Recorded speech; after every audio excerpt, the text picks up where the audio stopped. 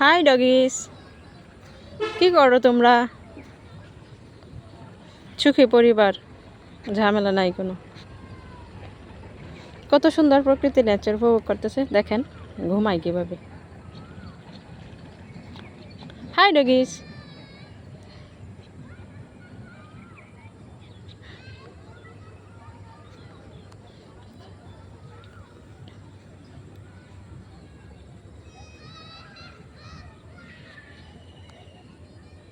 একদম শান্তশিষ্ট দুই কুকুর।